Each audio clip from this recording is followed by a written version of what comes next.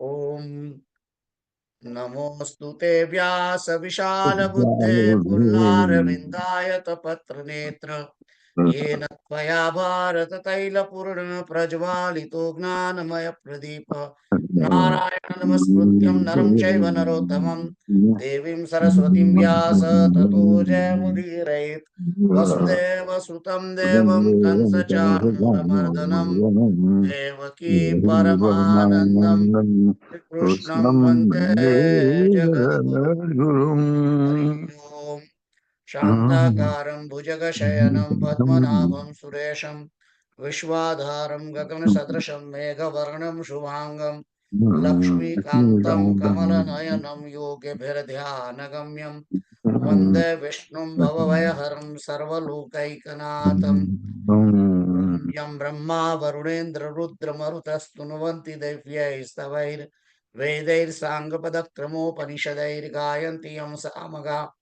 ध्यानावस्थित तद्गतेन मनसा पश्यन्ति यं योगिनो यस्यान्तं न विदुः सुरासुरगणा देवाय तस्मै नमः देवाय तस्मै नमः देवाय तस्मै नमः हरि ओम् कार्पण्यदोषोपहतः स्वभाव पृच्छामि त्वां धर्मसम्मूढचेता यच्छ्रेयस्यात् निश्चितं ब्रूहि तन्मयि शिष्यस्तेऽहं शाधिमां त्वां प्रपन्नं शिष्यस्तेऽहं शाधिमां त्वां प्रपन्नं शिष्यस्तेऽहं शाधिमां त्वां प्रपन्नम् जय सियाराम। જય સિયારામ. તો ગઈ વખતે મને એવો ખ્યાલ છે કે આપણે 62 નંબરના શ્લોક સુધી પહોંચી ગયા હતા. બીજો અધ્યાય ચાલે છે. એની અંદર સ્થિતપ્રજ્ઞના લક્ષણો પૂછવામાં આવ્યા ભગવાને. ભગવાનને અર્જુને પૂછ્યું સ્થિતપ્રજ્ઞના લક્ષણો કયા, અને ભગવાને લક્ષણની અંદર બતાવતા કહ્યું કે જે વ્યક્તિ મનમાં રહેલી બધી કામનાઓનો સર્વથા સંપૂર્ણપણે ત્યાગ કરે અને પોતાના જ આત્મા વડે પોતાના આત્માની અંદર સંતુષ્ટ પામીને જે રહે છે એ સ્થિતપ્રજ્ઞ કહેવાય છે એમ કહ્યું. એ સ્થિતપ્રજ્ઞ છે એ મુનિ. અને બીજી વાત આપણે બીજા શ્લોક એના પછીના શ્લોકમાં કહ્યું કે દુઃખની અંદર ઉદ્વિગ્ન મન ના હોય અને સુખીની અંદર જેની સ્પૃહા જતી રહી છે અને જેના રાગ ભય અને ક્રોધ ચાલ્યા ગયા છે એવો મુનિ એ સ્થિતપ્રજ્ઞ કહેવાય છે એમ કે છે. ત્યાર પછી કેવી રીતે સ્થિતપ્રજ્ઞ થાય, કોની બીજી કોની, તો કે છે કે જે આગળ હજુ એક શ્લોકમાં કે છે કે જે સર્વ ઠેકાણે સ્નેહ રહિત થયેલો છે, શુભ અશુભ ની અંદર શુભ અશુભ ની પ્રાપ્તિ થતા એ કે છે કે ના પ્રસન્ન થાય છે કે ના દ્વેષ કરે છે, આવો જે વ્યક્તિ છે એની બુદ્ધિ થાય છે. અને ત્યાર પછી કાચબાનું ઉદાહરણ આપીને કે છે કે જેમ કાચબો પોતાની ઇન્દ્રિયોને સંકોચી લે, પોતાના પગને સંકોચી લઈને એકદમ સ્થિર બેસી જાય છે જમીન ઉપર અને પોતાનું રક્ષણ કરી લે છે, એવી રીતે જ કે છે કે વ્યક્તિએ પણ પોતાની ઇન્દ્રિયોના વિષયોમાંથી ખેંચી અને સમેટી લેવાની બધી ઇન્દ્રિયોને વિષયોમાંથી, અને એવી રીતે જ એની બુદ્ધિ સ્થિર થાય, એ સિવાય બુદ્ધિ સ્થિર થતી નથી. પછી બીજા એના પછીના શ્લોકમાં એમ પણ કહ્યું કે આવી રીતે માણસ ઇન્દ્રિયોને વિષયોમાંથી કાઢી તો લે પણ તેમ છતાં એનો રસ્તો જતો નથી. માણસે એનો ત્યાગ તો કરી દીધો, પણ એનો અર્થ એવો નથી કે એને ઇન્દ્રિયો એને વિષયોમાં રસ નથી. રસ તો છે જ, અને જ્યાં સુધી રસ ના જાય તો પછી એ તો ગમે ત્યારે પછી જેવી ઇન્દ્રિય બહાર છૂટી મૂકે એટલે તરત પાછી ઇન્દ્રિયો વિષયોમાં વિચરણ કરે છે. એટલે રસ જવો જોઈએ. એ વાત કરી હતી. અને કે છે કે રસ્તો ત્યારે જ જાય જો પરમાત્માનું દર્શન થાય તો. પરમાત્માનું સાક્ષાત દર્શન કરે તો જ.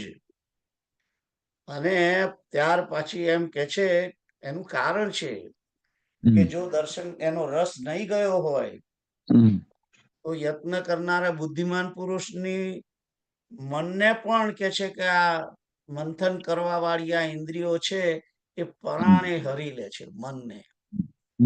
એટલે જે રાગ છે, જે રસ છે, એ રસ જે છે એ તો જવો જ જોઈએ. અને એ રસ કેવી રીતે જાય એના માટેનો ઉપાય 61 નંબરના શ્લોકમાં બતાવ્યો ભગવાને કે સર્વે ઇન્દ્રિયોને વશમાં કરી સમાહિત ચિત્ત થઈ અને પરમાત્માને પરાયણ થવું, સ્થિત થવું જોઈએ. આવી રીતે જે સ્થિત થાય છે એ જ કે છે કે એની જ બુદ્ધિ ઇન્દ્રિયો જેને જે પુરુષના વશમાં હોય એની જ બુદ્ધિ થાય છે. એટલે ઇન્દ્રિયોને વશમાં કરી અને વ્યક્તિએ પોતાનું જે ચિત્ત છે એ પરમાત્માને પરાયણ કરવું જ પડે એ સમયે. ત્યારે કે છે કે એની ઇન્દ્રિયો સ્થિર થાય છે ને જે ઇન્દ્રિયો વશમાં હોય તો જ એની બુદ્ધિ એ સમયે સ્થિત હોય છે. તો અહીં સુધી તો વાત થઈ અને આગળ શું કે છે એ જોઈએ. ધ્યાયતો વિષયાન પુંસઃ સંગસ્તેષુ ઉપજાયતે સંગાત સંજાયતે કામઃ કામાત ક્રોધો વિજાયતે.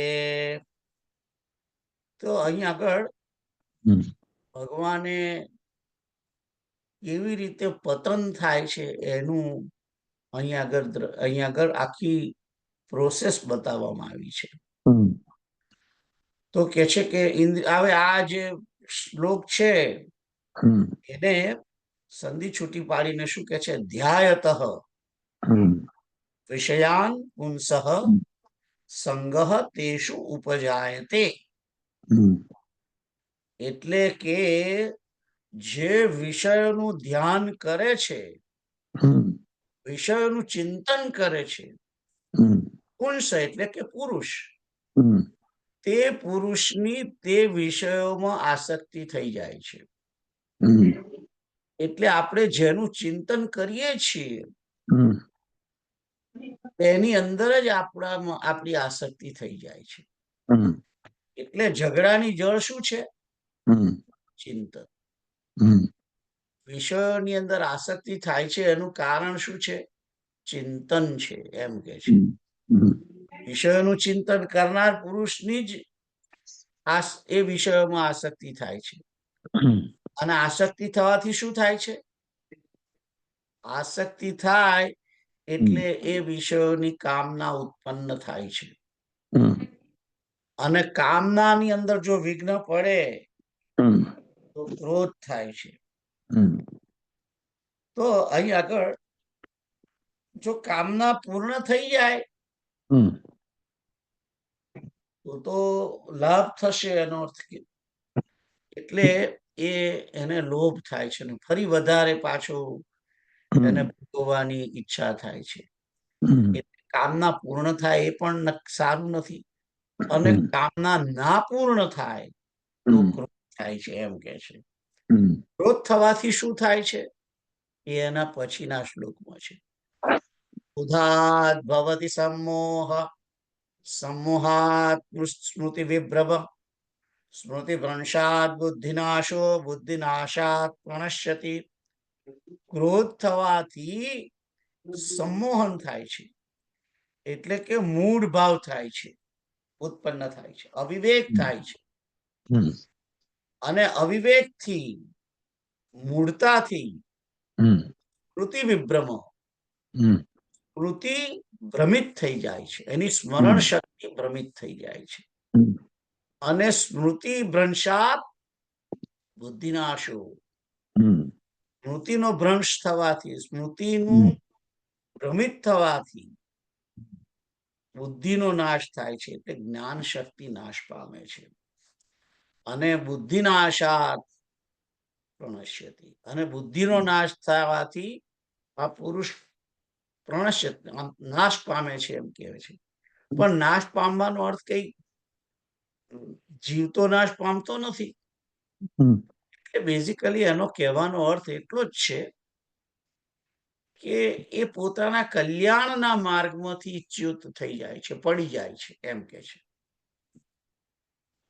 તો આ બંને શ્લોકો એકી સાથે વાંચવાના છે, 62 અને 63. તો આખી જે પતન જે છે એ પતનની અંદર મૂળ શું થયું કે વિષયોનું ચિંતન. આ વિષયોનું ચિંતન થયા કરે છે, એના કારણે જ વિષયોની અંદર આસક્તિ થાય છે. એ માણસે વિષયોનું ચિંતન ના કરવું. ચિંતનની અંદર શું છે? ચિંતન એટલે એવું નથી કે તમે વિચાર કરો એને ચિંતન. વિષયોની અંદર તમે જ્યારે જ્યારે દ્રષ્ટિ કરો છો ત્યારે એ ચિંતન થાય છે એનું. એ ગમે તે રીતે થાય. હું જ્યારે ઇન્દ્રિયો વિષયોની અંદર વિચરણ કરતી હોય છે ત્યારે પણ ચિંતન થતું જ હોય છે. એ સમયે પણ વિષયોનું જ ચિંતન થતું હોય છે. માનો કે તમે ટીવી જોવા બેઠા, જેવી સ્વિચ ચાલુ કરી એની સાથે જ તમારી ઇન્દ્રિય એને જોવા લાગી એટલે મન એની અંદર જોડાઈ ગયું, કારણ કે મનને ગમે છે. અને જે વિષયનો ભોગ થાય છે એ સમયે એ વિષયનું ચિંતન થાય છે.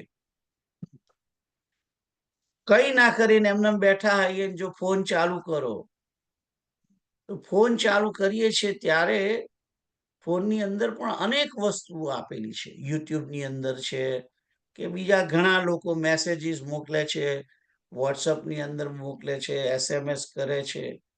અને એ બધું જ્યારે આપણે જોઈએ છીએ ત્યારે એ સંસારી વ્યક્તિઓના જે મેસેજીસ અને જે કઈ યુટ્યુબની અંદર કે જે કઈ બીજી બધી એપ્સ આપણે ખોલીએ છીએ એની અંદર સંસારી જ વસ્તુઓનું બધું હોય છે, માલ સામગ્રી. અને જ્યારે વાંચીએ છીએ, જાણીએ છીએ, એ પણ ચિંતન જ છે. માઇક બધું જ ચિંતન છે. આ બધું ચિંતન જ છે. મન, ઇન્દ્રિયો એ જ્યારે વિષયોની સાથે જોડાવવું, એનું નામ કે વિષયનું ચિંતન કરવું. એટલે જોવાથી, સાંભળવાથી, ખાવાથી, સ્પર્શ કરવાથી આ બધી જ રીતે ચિંતન થાય છે. એ ચિંતન જ્યાં સુધી ના મટે ત્યાં સુધી આ ચિંતન જે છે એ ચિંતન થાય એટલે તે વિષયમાં આસક્તિ થાય છે. તે વિષયોની અંદર આસક્તિ થઈ જાય છે. અને આસક્તિ થઈ એટલે કામના થાય છે એને પ્રાપ્ત કરવાની. એ વિષયોને ભોગવવાની ઈચ્છા થાય છે. અને વિષયો જો પ્રાણની પ્રાપ્તિની અંદર વિઘ્ન આવે તો ક્રોધ આવે છે. ક્રોધથી સમોહ થાય છે, મૂળ ભાવ થાય છે, અવિવેક ઉત્પન્ન થાય છે. અવિવેકથી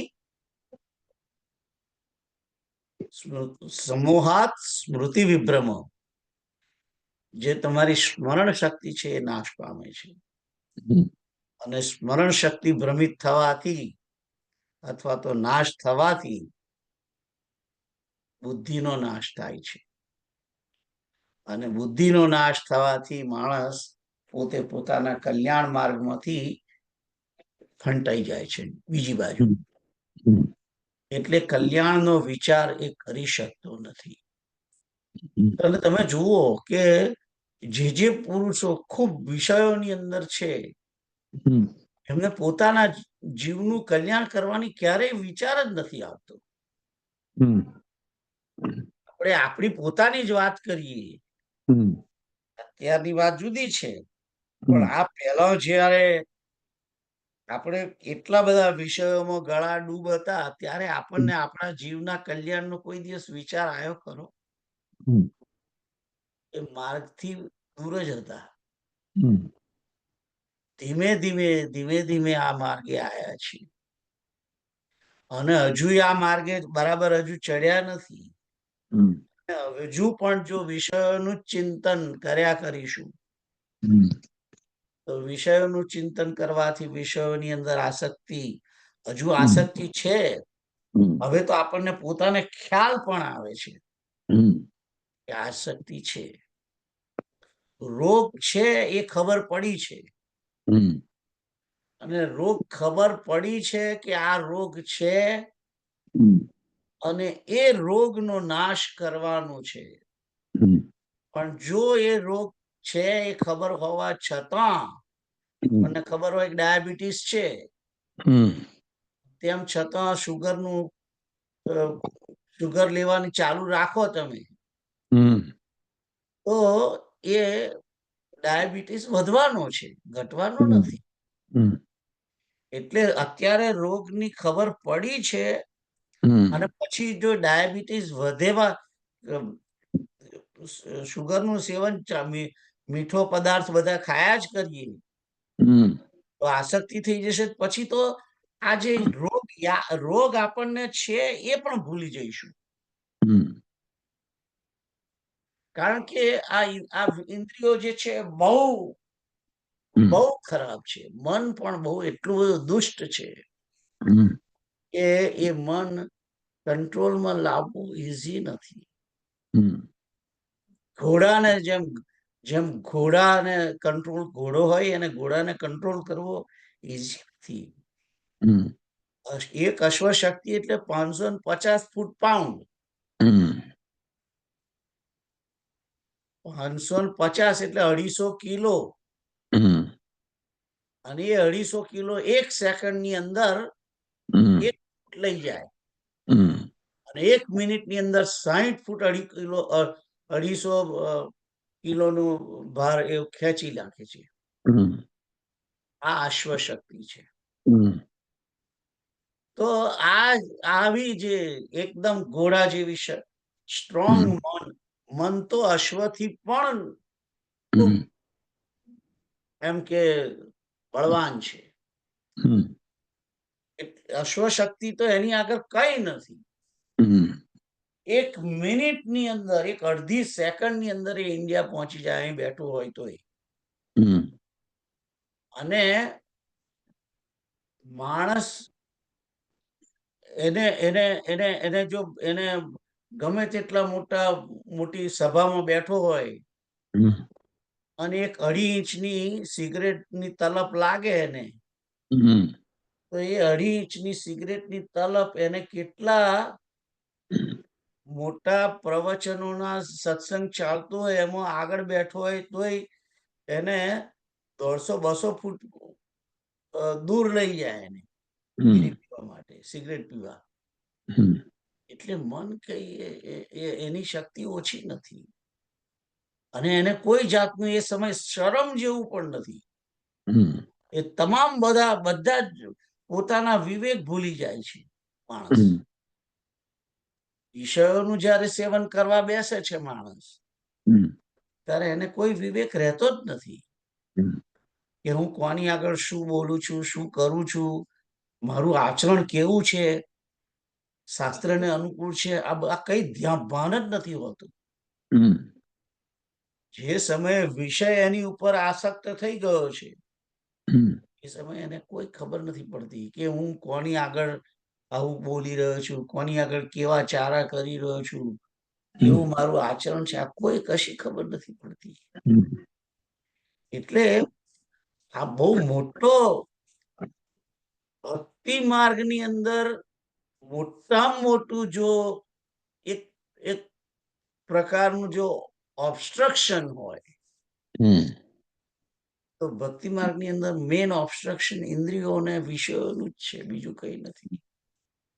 માણસ ઇન્દ્રિયોને કંટ્રોલ કરતો થઈ જાય, એના વિષયો ને એનાથી દૂર રાખવામાં જોઈએ અને ઇન્દ્રિયોને વશ રાખે, મનને વશ રાખતો થઈ જાય, તો એને પોણા ભાગનું જે બેટલ છે એ જીતી લીધું છે, મોટા ભાગનું યુદ્ધ જીતી લીધું છે. પણ એ ઈઝી નથી, ઈઝી નથી.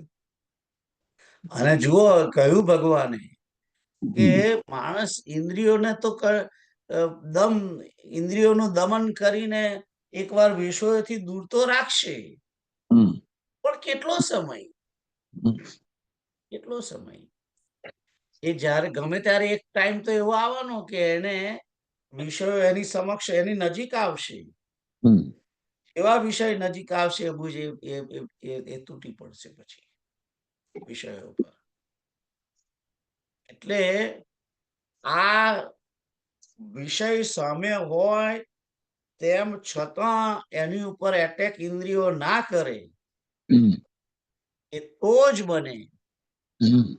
જો એનો રસ જે છે, એનો રાગ, એની આસક્તિ એ થઈ ગઈ હોય તો જ આ બને.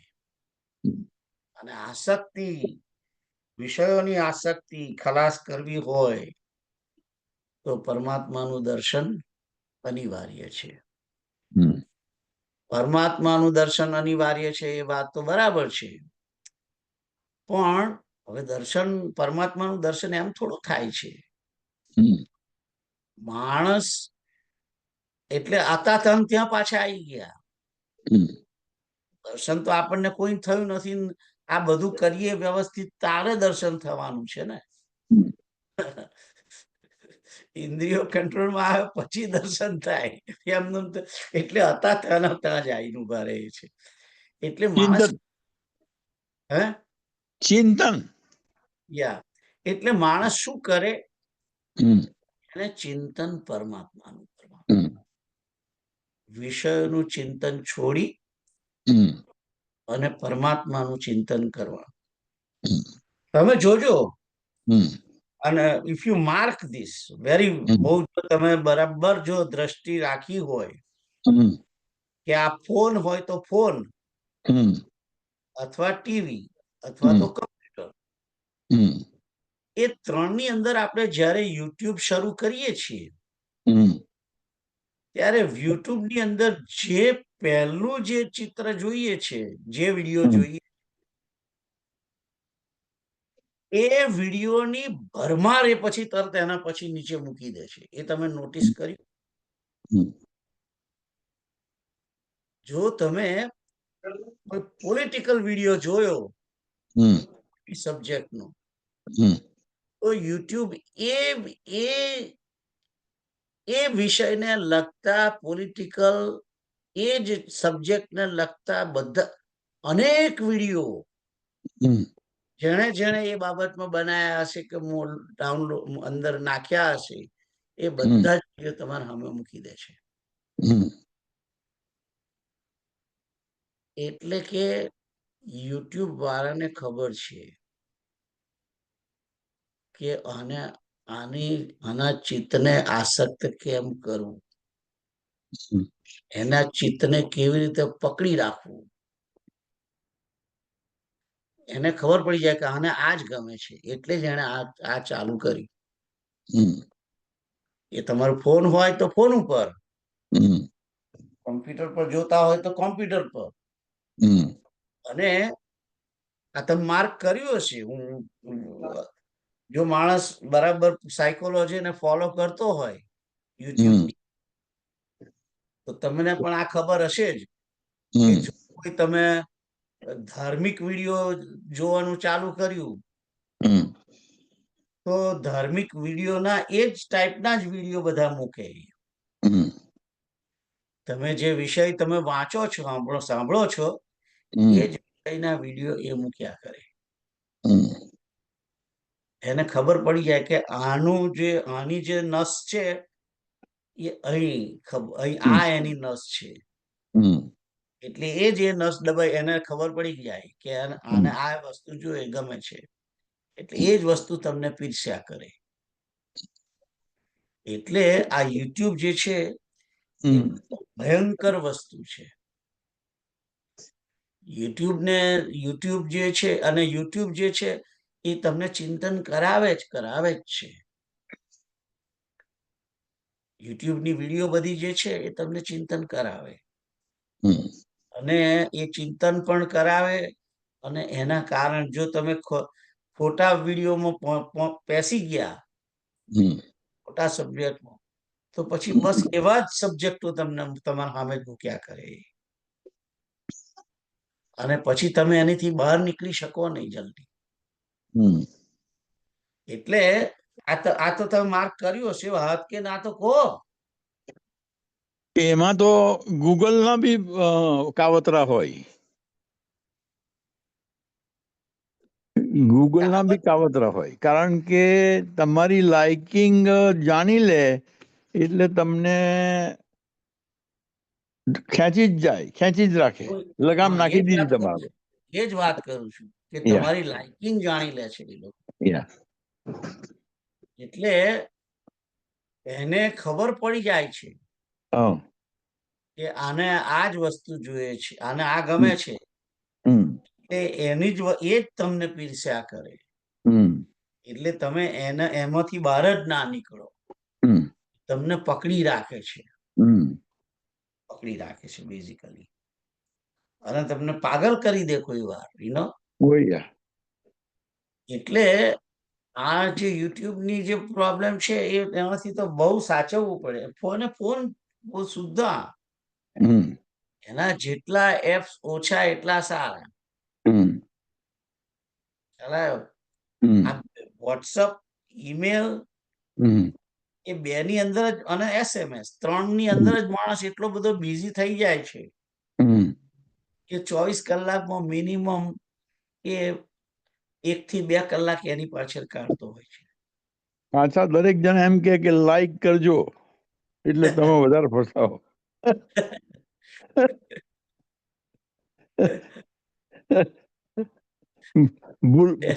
ભૂલના મત, લાઈક કરના. એટલે જોવાનું છે કે આપણે આ જે 62 અને 63 નંબરના જે શ્લોક છે એની અંદર પતનની કઈ જે પ્રોસેસ છે એ પ્રોસેસ બતાવી છે. માણસ કેવી રીતે પતનમાં પડે છે, અને આ એની પ્રોસેસ જે છે અહીંયા આ જનરલ પ્રોસેસ છે આ. અને દરેકની ઇન્ડિવિજ્યુઅલની પોતાની જે શું કહેવાય, એની પોતાની જે દુર્બળતા છે, દરેક વ્યક્તિ પોતાને જાણે જ છે, અને ઇન્ડિવિજ્યુઅલ એ સ્પેસિફિક હોય છે, દરેકની જુદી જુદી.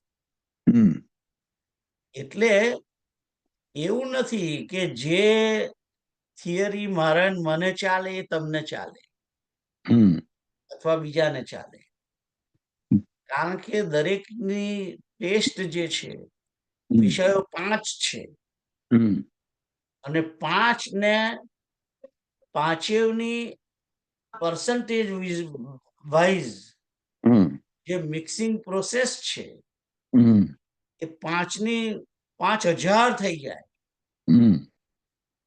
જેવી રીતે સૌભરી મુનિ પોતે તો એકલા જ હતા, 50 કન્યાઓને પરણ્યા, અને આખો સંસાર 5000 ઉપરનો થઈ ગયો. ખ્યાલ આવ્યો? એટલે જે કોમ્બિનેશન્સ છે બહુ વધારે હોય છે, અને અનંત હોય છે.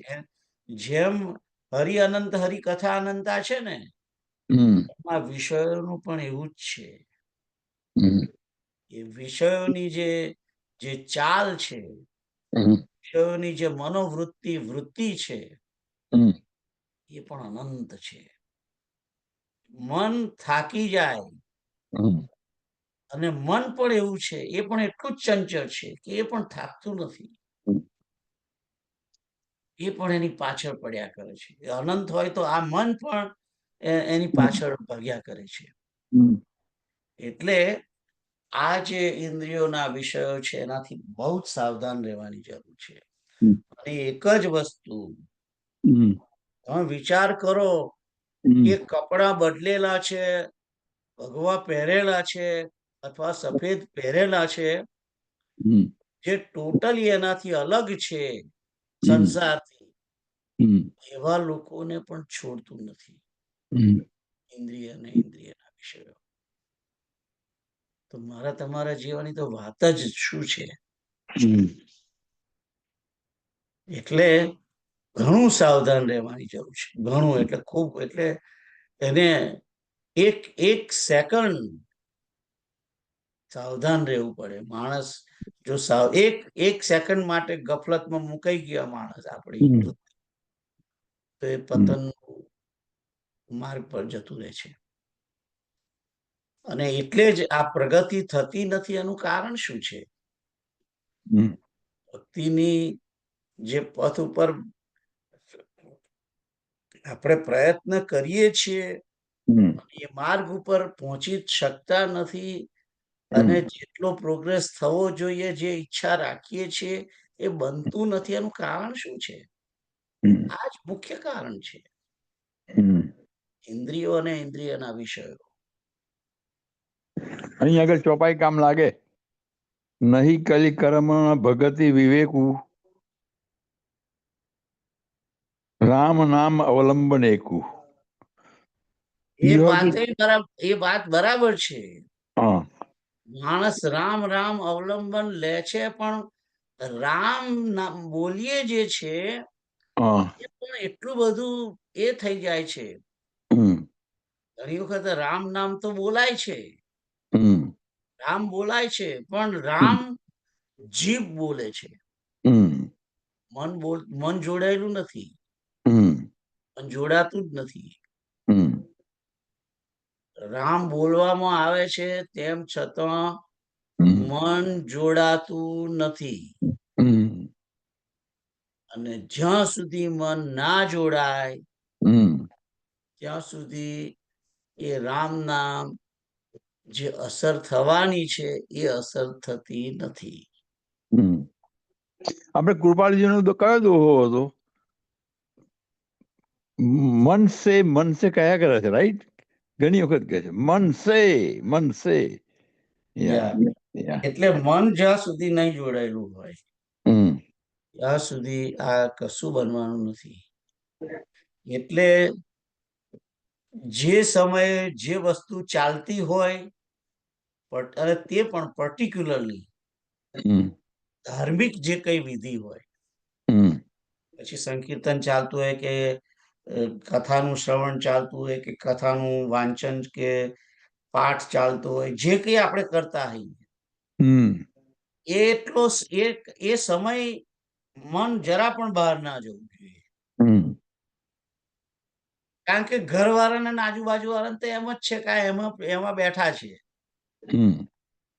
રાઈટ? એટલે એ લોકોને તો ખાર હોય આપણા ઉપર કે આપણને ટાઈમ આલતા નથી. અને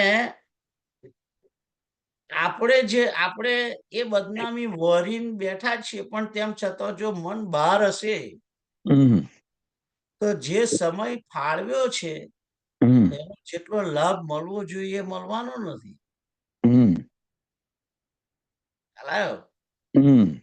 એ લાભ મળે નહીં. મને વિભૂતિ યાદ આવી. વિભૂતિનો દુરુપયોગ કરીએ છે. મન વિભૂતિ છે, રાઈટ? એને આપણે દુરુપયોગ કરીએ છીએ. મન વિભૂતિ છે.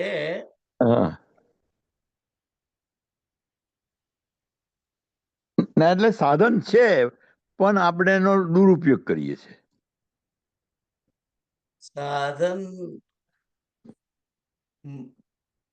દુરુપયોગ એટલે કે માણસ એને એને એને એને જે રીતે એને એને એને ઉપયોગમાં લેવાનું છે એ ઉપયોગ લેવાતું નથી. એને એ સમયે એને જેને જે અડધો કલાક કે 15 મિનિટ બેઠા છે જેના માટે એની અંદર એટલો સમય જે ફાળવેલો છે એ ફાળવેલા સમયમાં પણ મન બહાર જતું રહે છે. એ જેટલો સમય ફાળવ્યો છે એટલો જ પ્રામાણિકપણે મન અંદર એમાં રહેતું હોય તો ઘણો એવો ફાયદો થશે. કારણ કે એ જેટલો સમય ફાળવ્યો છે એની અંદર મન હશે તો એટલો તો તમને ફાયદો થવાનો છે. પણ જો તમે 3 કલાક સમય ફાળવ્યો અને એમાંથી મન જો એમ કે 2 કલાક 2.5 કલાક બહાર જ ભટકતું હોય એ સમયમાં પણ તો ભલે ને તમે 3 કલાક ફાળવ્યા પણ તમને જે અસરકારક જે તમારું જે કામ થયું એ તો અડધા કલાકની જ થઈ. અને કહેવા દો 3 કલાકની અંદર ઘણી વાર તો અડધા કલાકની નહીં 10 મિનિટની પણ નથી થતી. 10 મિનિટની પણ નથી થતી ભક્તિ.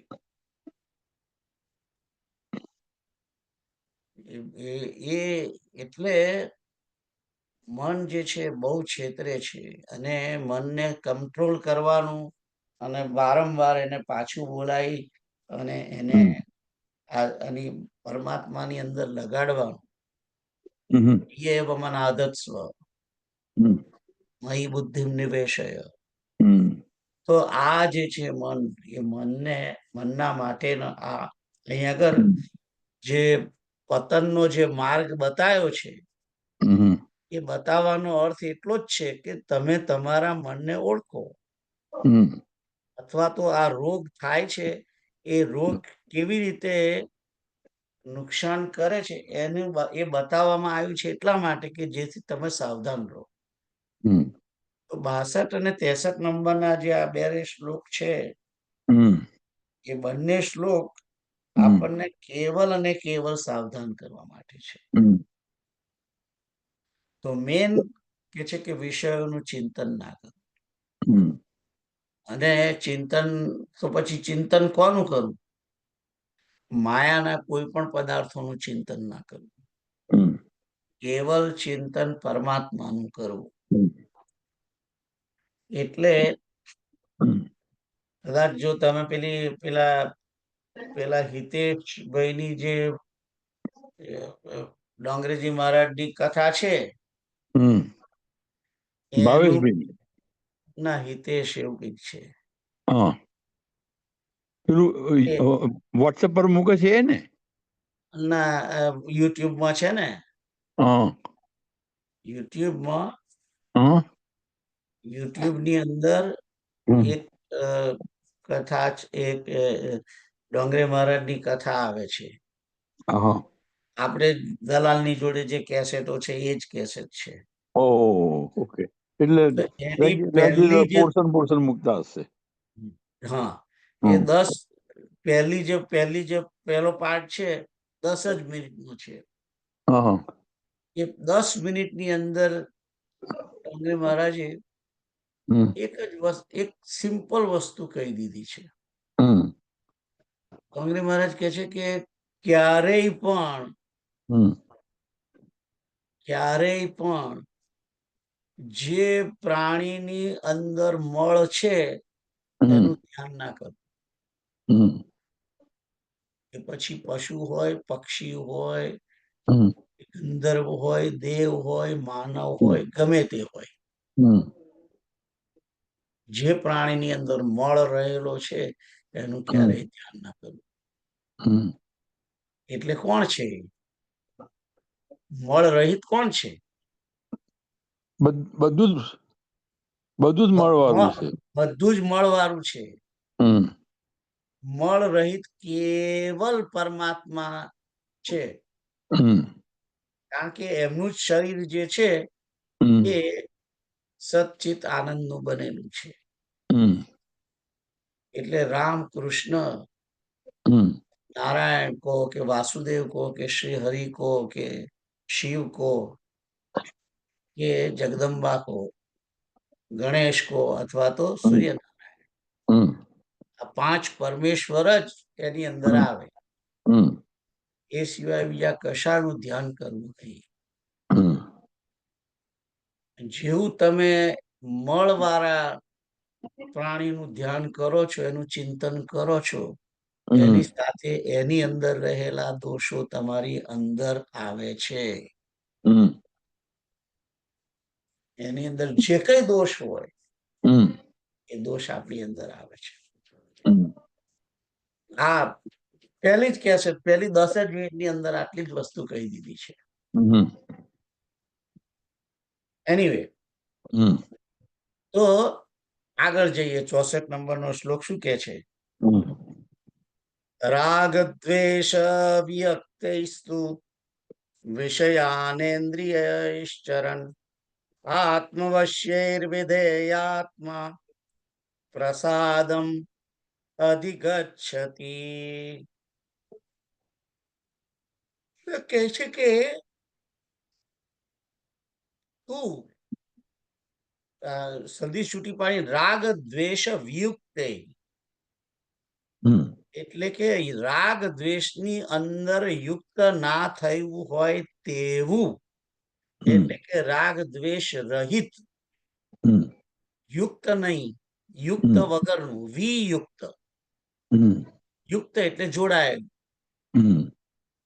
મન રાગ અને દ્વેષમાં ના જોડાયેલું હોય તેવું અંતઃકરણ કે મન કહો કે જે કહો એ તમે, રાઈટ? એ એવું જે છે, એવો પુરુષ રાગ દ્વેષ રહિત, વિષયાન ઇન્દ્રિયૈશ્ચરन्, ઇન્દ્રિયો વડે વિષયોને ભોગવતો છતાં પણ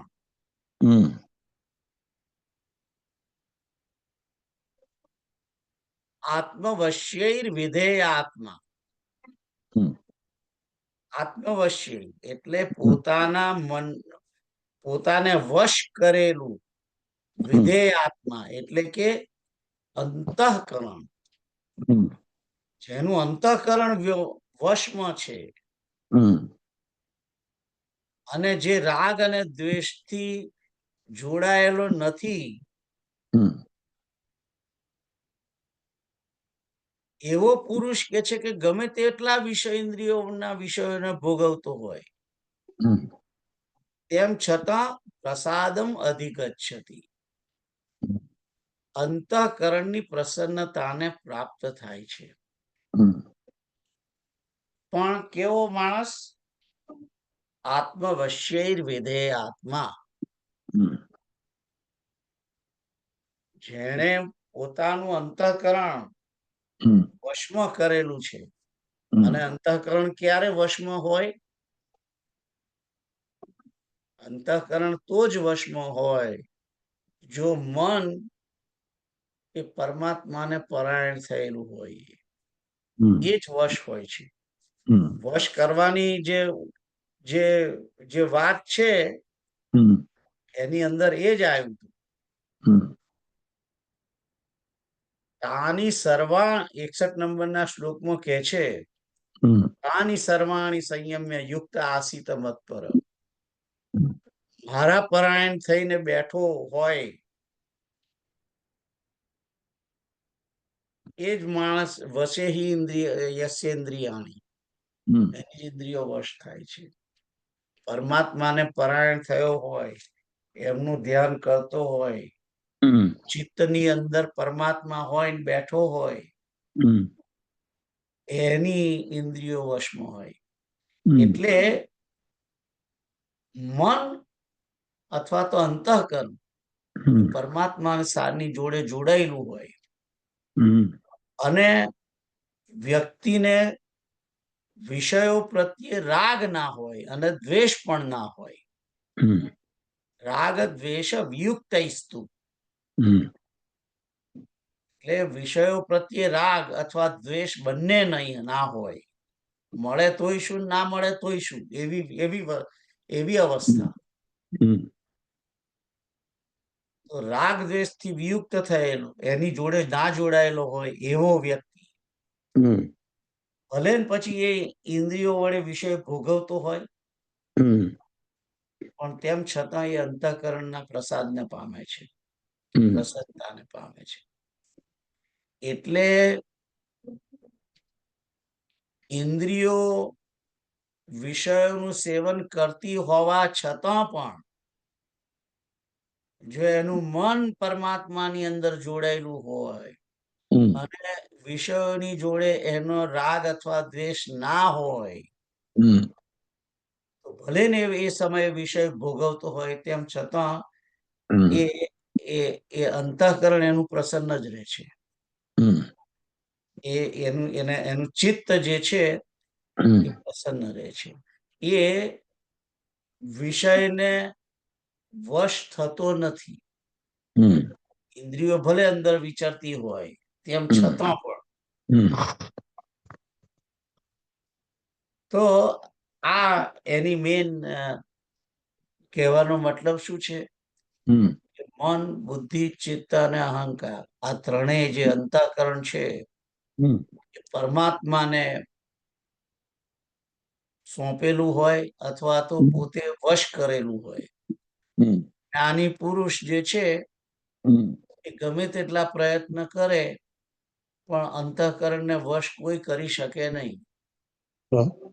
અંતઃકરણને વશ કરવા માટે પરમાત્માની મદદ લેવી જ પડે, તો જ અંતઃકરણ વશમાં થાય.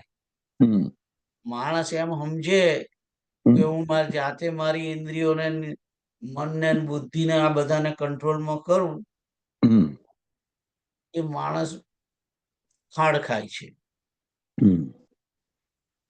એવું બનવાનું નથી.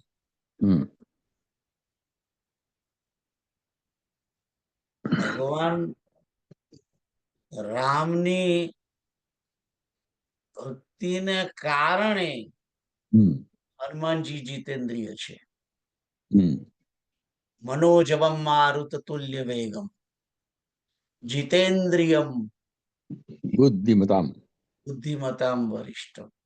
એ તો બહુ મોટી વાત થઈ ગઈ. હે, એ તો બહુ મોટી વાત થઈ ગઈ. સુમીરી પવન સતર પાવન રામ અપને બશ કરી રાખે રામ.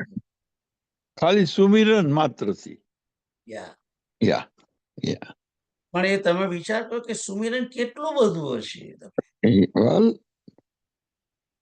એટલે આ જે ઇન્દ્રિયો મનોજવમ મારુત તુલ્ય જીતેન્દ્રિયમ બુદ્ધિમતામ વરિષ્ઠમ.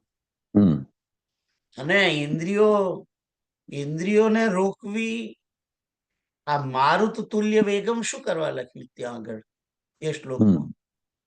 એમનો વેગ બતાવવા માટે નહીં લખ્યું, ના, ઇન્દ્રિયોની શક્તિના માટે મારુત તુલ્ય વેગમ લખ્યું છે. વાયુને વશ કરવો એના કરતા પણ દુષ્કર ઇન્દ્રિયોને અને મનને વશ કરવું છે. એ તો આવ્યું છે અહીંયા આગળ 5મા ભગવદ ગીતાની અંદર, ચંચલમ હિ મન કૃષ્ણ બલવદ્રઢમ ને વાયોરીવ દુષ્કરમ. આવી રીતે અર્જુન કહે છે કૃષ્ણ ભગવાનને, તમે કહો છો પણ એ આ એટલું બધું ઈઝી નથી, એવું કે છે અર્જુન કૃષ્ણને. વાયોરીવ દુષ્કરમ, વાયુને રોકવા જેટલું જે મુશ્કેલ કામ છે, એવું મુશ્કેલ કામ ઇન્દ્રિય અને મનને વશ કરવાનું છે. એટલા માટે એ મારુત તુલ્ય વેગમ ત્યાં જ શબ્દ છે. એ કઈ એમની ભૌતિક ગતિ બતાવવા માટે નથી, ઉડવાની ગતિને દર્શાવવા માટે એ શબ્દ નહીં લખ્યો ત્યાં આગળ. એ ઇન્દ્રિયોની સ્ટ્રેન્થ બતાવવા માંગે છે કે વાયુ જેવી સ્ટ્રોંગ ઇન્દ્રિયો, વાયુ જેને વશ ના કરી શકાય એવી એવી ઇન્દ્રિયો એને જેણે જીતેલી છે, એવા મનને જેણે જીતેલું છે. મનનો વેગ તો વાયુ કરતા પણ વધારે છે ને. મનોજવમ મારુત તુલ્ય વેગમ જીતેન્દ્રિયમ બુદ્ધિમતામ વરિષ્ઠમ. તો આ હનુમાનજી છે. એ હનુમાનજી એ આ પોતાના મનને કેવી રીતે વશમાં કરીને બેઠા છે. અને બ્રહ્મચર્ય, બ્રહ્મચારી છે ને. હવે બ્રહ્મચર્ય એટલે કઈ લંગોટનું બ્રહ્મચર્ય નથી. એ વાત ઇન્દ્રિયો, બધી જ ઇન્દ્રિયો બ્રહ્મની અંદર વિચરણ કરે છે. મન, બુદ્ધિ, ચિત્ત, અહંકાર, આંખો, કાન, નાક, આ બધું રામની અંદર. તમામ ઇન્દ્રિયો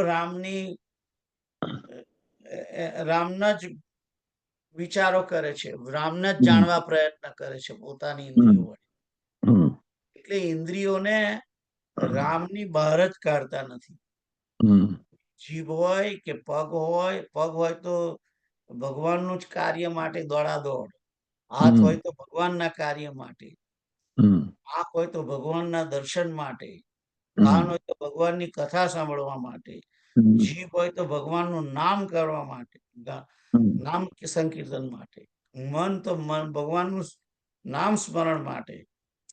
એ રીતે બધી જ ઇન્દ્રિયોને મન, બુદ્ધિ, ચિત્ત, આ બધું જ જે પરમાત્મા શ્રી રામની અંદર જ લાગેલું છે, એવું બ્રહ્મચર્ય છે. એટલા માટે એટલે મનોજવમ છે, મારુત તુલ્ય વેગમ, જીતેન્દ્રિય છે. તો આ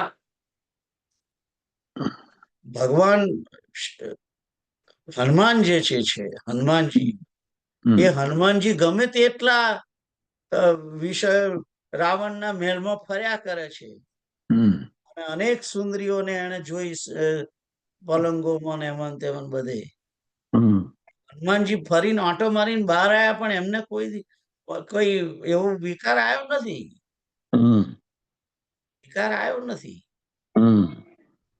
એ જે છે ને, એ હનુમાનજીનું જે પ્રેક્ટિકલ લંકાના એમાં રાવણના મહેલમાં આંટો મારીને બહાર આવ્યા ને, એ પ્રેક્ટિકલ છે. અને આ 64મો શ્લોક છે એ થિયોરિટિકલ છે. બસ આટલું સમજી લો તમે. મોગમમાં એ અંતઃકરણ હનુમાનજીનું અધીન કરેલું છે. મુખમાં રામ, મુખમાં વીટી છે ને, મોઢામાં વીટી છે પેલી. આ યોગ છે ને પેલો પ્રયોગ છે. That's right. Absolutely right. એટલે 64 નંબર જે છે આ શ્લોક, એ હનુમાનજીનું લંકાના રાવણના મહેલમાં જે વિચરણ છે, એ વિચરણ જ છે બેઝિકલી. તેમ છતાં હનુમાનજી કઈ થતું નથી. તો સમય થઈ ગયો છે એટલે હવે આગળ જતા નથી. 64 નંબરના શ્લોકે બંધ રાખીએ છીએ. આવતી વખતે જોઈશું આગળ શું થાય છે. એક વસ્તુ કહી દઉં કે પેલી ચોપાઈ બી અહીંયા આગળ સ્થાન છે ને, કહ હનુમંત વિપત્તિ પ્રભુ સોઈ જબ તપ ભજન સુમિરન હોય. એ સુમિરન અને ભજન જ્યાં ના થાય ત્યારે જ વિપત્તિ માણસના જીવનમાં આવે છે, એ કહેવા માંગે છે. અને મુખ્ય વિપત્તિ તો એ જ છે કે માણસનું મન એ શ્રી હરિના સ્મરણમાંથી બહાર નીકળે છે. એ જ મોટા મોટી વિપત્તિ છે. ઓલરાઈટ, તો 1 મિનિટનું સંકીર્તન કરી અને આગળ અને આ સેશન પૂરી કરીએ.